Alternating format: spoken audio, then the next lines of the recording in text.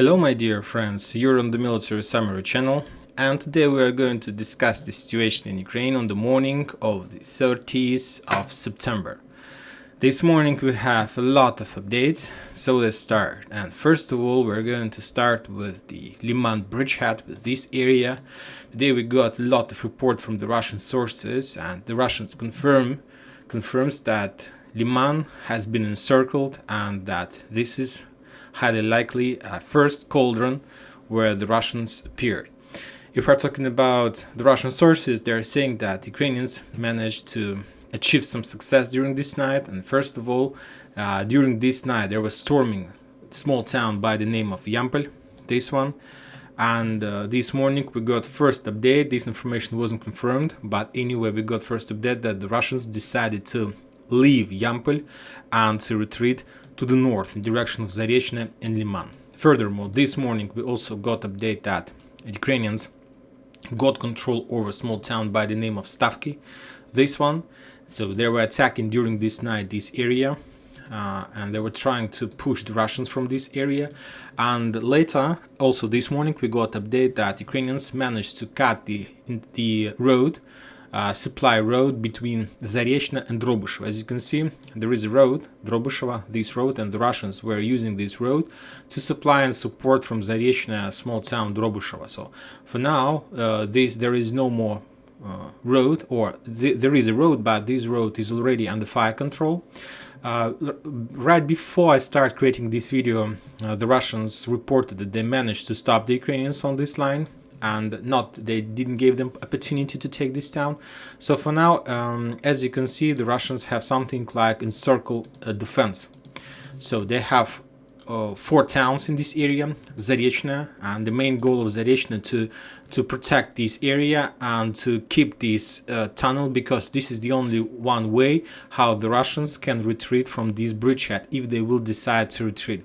But to take Zarechne is not just to control Zarechne is not the most important thing. First of all, you also need to protect Torska, these 2 towns. So this is one of the most important area, and the Russians need to protect these 2 towns for one purpose. If everything goes wrong, they need to have some free and secure way how to evacuate forces from Liman and Drobyshevo. And I'll remind you that Liman is under protection, is under defense of 20th Russian regular army and volunteer corps like Bars 13, Bars 16 and LPR forces. So there are a lot of forces. If we're talking about Drobyshevo, also this morning we got update that the Russians decided to leave this town in direction of Liman.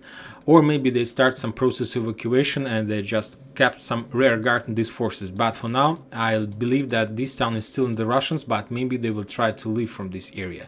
So as you can see, we can say that the Russians now in encirclement defense. So they are protected from all sides, from Liman, from Drobyshevo, from Stavki, from Zarechne, and there is a questions about Yampol.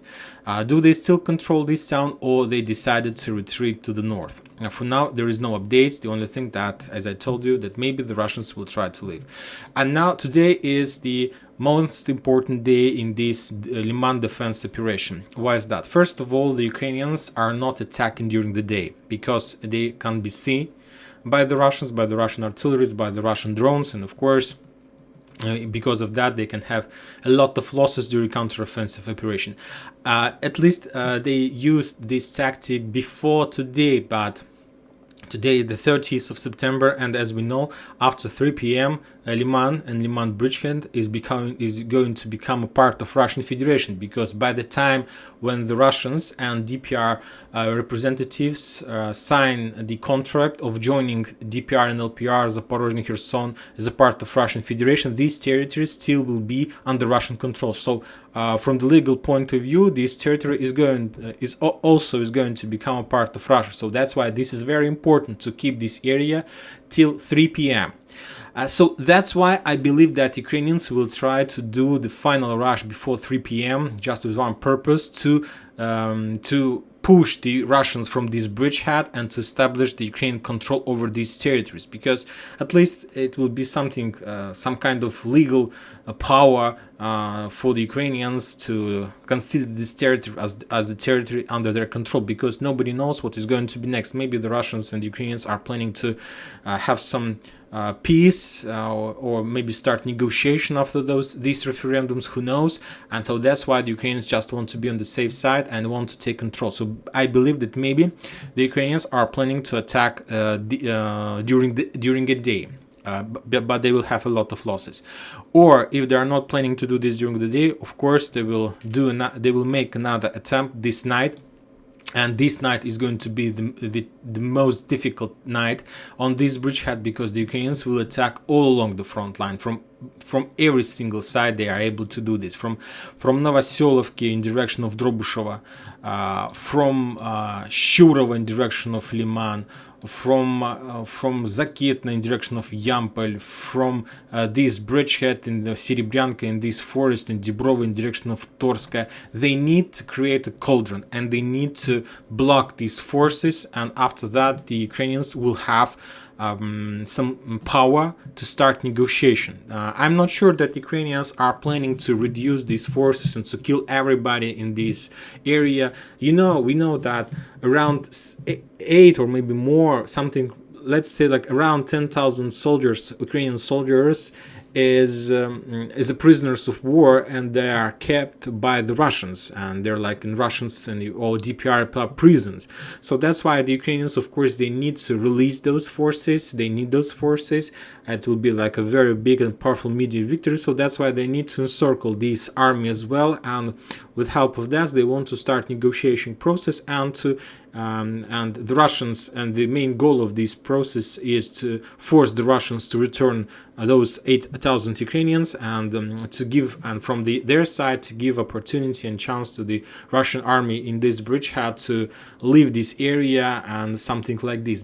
This is the situation from the Ukrainians. But today, of course, during the day, the Russians may make a decision to leave this area and start evacuation from this territory. But something tells me that the Russians are not planning to do this. Anyway, most of the Russian military experts are saying that if the Russians are not planning to move their reserves to this direction, this territory will be collapsed maybe in the next 24 or maybe 48 hours. At least maybe in the next 24 hours, this territory might be totally encircled without any possibility to evacuate from this area. And during the next 48 hours, everybody in this area will be killed or will be captured by the Ukrainians and so on. And as I'll repeat myself, there are very big army in this territory from the Russian side, more than 3,000 soldiers. That's a lot.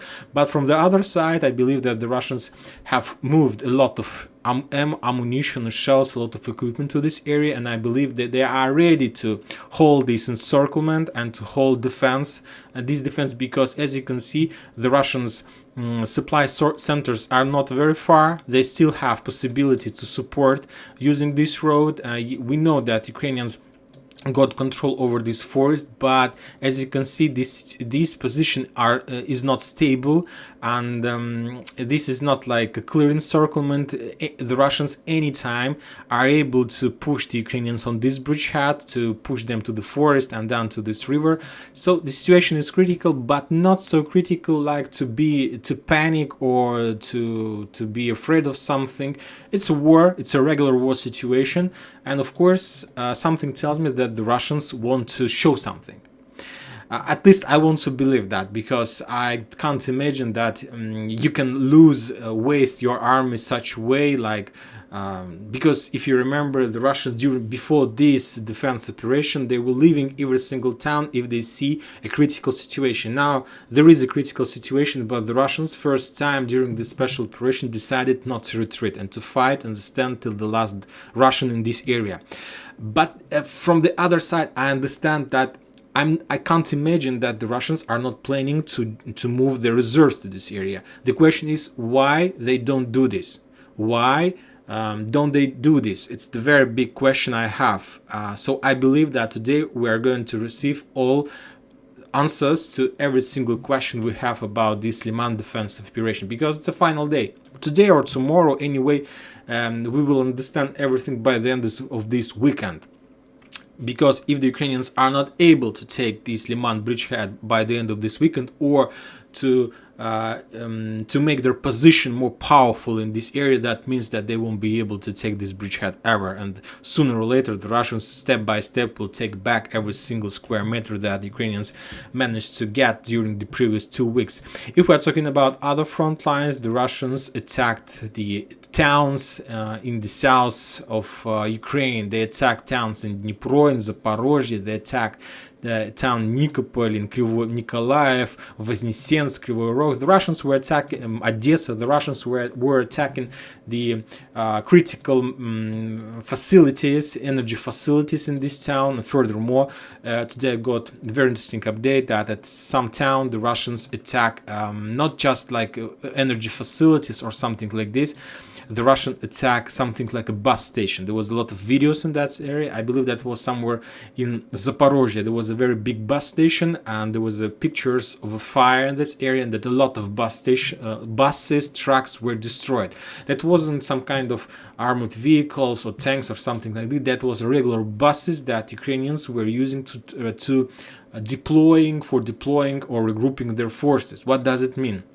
And usually the Ukrainians were using those buses as an ambulance to evacuate the soldiers from the front line when they were wounded or something like this. So I believe that was a very big damage, because now the Ukrainians, at least at some point, front line lost their possibilities to evacuate wounded or to redeploy or move their forces, because there was a very big bus station where was a lot of buses in this area. And I repeat myself, somewhere at 3 p.m. we're going to see another picture, another story, another phase of special military operation. So let's see and let's follow. Thank you for watching. Subscribe to my channel, put your likes. Military Summer channel reminds me to condemn any violence in Ukraine. Bye bye.